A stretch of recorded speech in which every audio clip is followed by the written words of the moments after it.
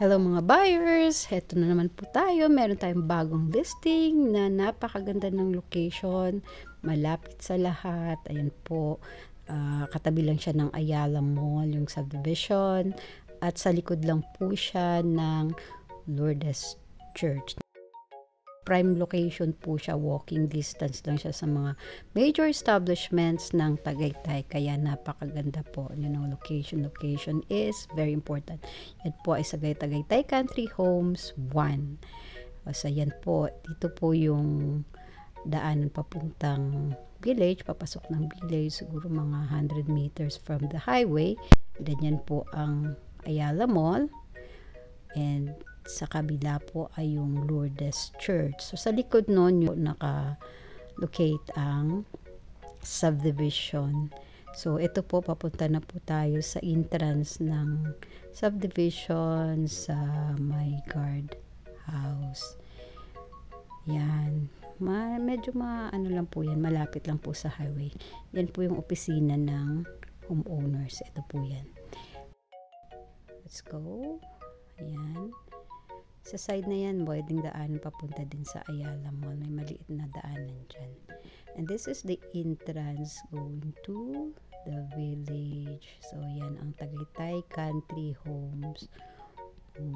Ito. Tapos, pagpasok niyo po sa village, ayan po, bubungad po sa inyo yung matingkad na blue na bahay. Di po yan ang binibenta natin. Doon pa po sa looban. Papasok pa po tayo ng konti. Ito na po yung property. Ang lot area is 160, 110 ang floor area, 3 bedrooms, 2 toilet and bath, isang car garage, may balcony, may dirty kitchen, unfurnished. Ayan. Ito yung setback sa side.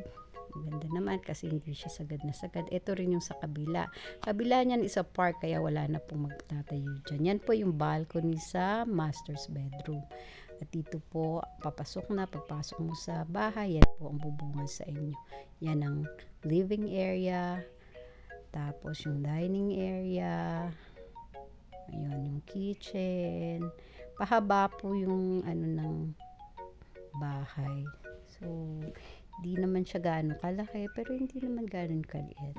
Yan po yung master's bathroom. Ito po ang master's bedroom. Kasya po yan ang dalawang queen size bed. So, malaki-laki rin. Hindi siya ganon kaliit. And then, this is, living area uli. So, siguro, you can furnish it with right size of furniture. Lalaki din yan. So, dining area natin. And then, this is the kitchen. Yung clean kitchen. Sa gilid po niyan, yung door na yon, yung may tao, dun po yung dirty kitchen. Hindi ko napapakita kasi dirty siya. Ito yung bedroom 1. Ito yung common bath para sa dalawang bedroom. Ito yung bedroom 2. So, tamang-tama lang ang size. Hindi naman siya gaano kaliit, hindi din naman malaki. So, yan, pahaba yung style ng bahay.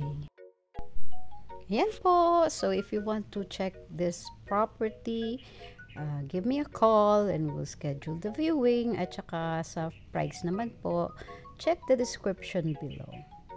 Thank you and God bless. See you soon. Bye.